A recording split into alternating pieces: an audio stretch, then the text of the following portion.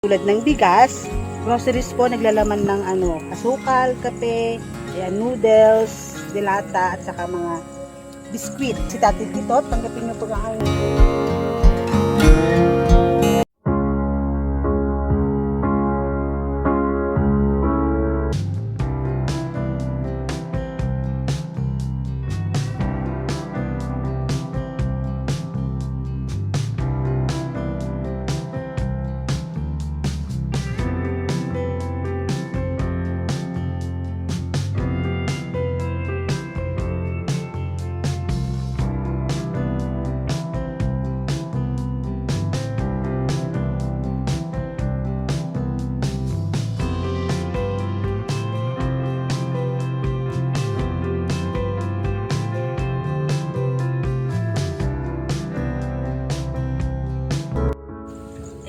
ang part 2 ni Tatay Kitot, mga ka-joyful. Tara, samahan niyo ako.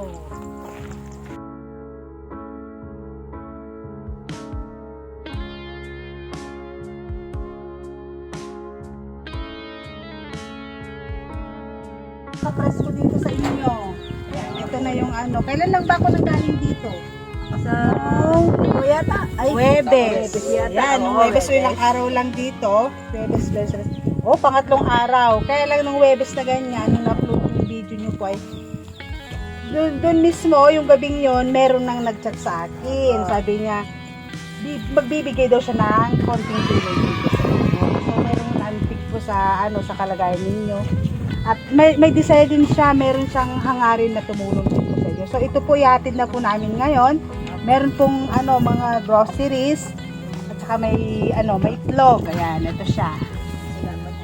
Medyo na rin yung mga binigay nung si Mati D. Ayan, ayaw po niyang pa-mention mga ka-joyful kasi ayaw niyang maano yung kanyang pangalan. So, pangalan na lang natin siyang Mami D. Ayan, maraming salamat sa iyo, Mami D. Ayan, narito ang pamilya ni Tatay Kitot. Ayan, si Nanay Jonalyn. Ihatid na po natin ang inyong tulong. Ayan, God bless you more and more po, Mami D. Ayan, halika na, Nanay Jonalyn. Ayan, isa-isa niyo ng ikon ng mga Ayan, o tapos ilagay mo po doon. Ayan, isa-isahin po natin para makita po nila. Dito ka na, dito. Ayan. Ayan, mayroon siyang mga bisko ng mga bata. Oo. Oh, meron na po siyang, ayan, nakapak po siya. Soy at saka suka. Ayan, syempre meron po na pang ulam ang mga bata. Ayan, tender juicy po siya mga ka-joyful. Ayan, jumbo po, malalaki. Ayan, ay Nanay Jonalyn. Ayan, meron din po siyang mga sabon na. Ayan, sabon, Bioderm na tapos mga shampoo, toothpaste, and then yung pong mga powder. Ayan, meron po siyang bareta din po. Ayan, lahat po ito kompleto na mga ka-joyful. Ayan, ang daming binigay ni Mami D. Ayan, may tatlo po yung biscuit ng mga bata. Ayan, may Milo at saka ayan, Bear Brand. Meron po siyang tatlong noodles. Ayan, samahan ng sardinas. Ketchup. Ayan, meron po siyang ketchup at saka mantika. Ayan, may suka na. Ayan, kompleto na. May pang-prito na sa itlog. Ayan, thank you very much, Mami D. Nanay Jonalyn, anong masabi mo ngayon kay Mami D? Salamat po.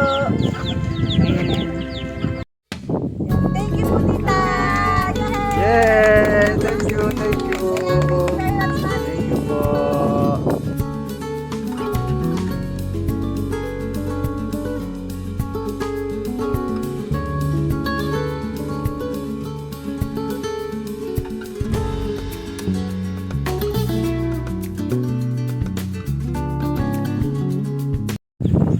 Ayan, nagpipray muna natin sila bago tayo umuwi.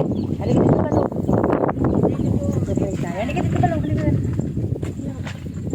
So, tayo ay manalangin. Maraming Diyos na makapangyarihan sa lahat. Ikaw, Panginoon, ang may taas, mapulitan, Panginoon, sa iyong kadakilaan, Panginoon, sa buhay ng pamilya ko. Maraming salamat po, Panginoon, sa buhay ng mga anak ni Tatay Kitot, ang kanyang pamilya, maging ang kanyang asawa, si Nanay Jonalyn. Maraming salamat po, Panginoon, sa mga pagpapala. Patuloy, Panginoon, na pagpapala, Panginoon, na pinag-awal po sa kanila, sa kanilang kalusugan, Panginoon. Maraming salamat po. At ang dalangin namin, Panginoon, ay ang patuloy na kalakasan, Panginoon, kalusugan, Panginoon, ang ibigay sa kanilang pamilya, sa kanilang mga anak, Panginoon, upang sa ganun ay manatili, Panginoon, ang kanilang kasayahan, Panginoon. Maraming salamat po, Panginoon, at naniniwala po kami, Panginoon, ng patuloy ng iyong pagpapala, Panginoon, iubos sa kanilang pamilya. At ganun, Panginoon, na ikaw ay kanilang lubos na makilala, Panginoon, upang sa ganun ay maging matatag sila, Panginoon, sa kanilang pananampalataya. Maraming salamat at ikaw, Panginoon, ang mapapurihan at pinapalik po namin ang lahat ng papuri at pasalamat sa tayong pangalan ng aming Panginoon Jesus. Amen.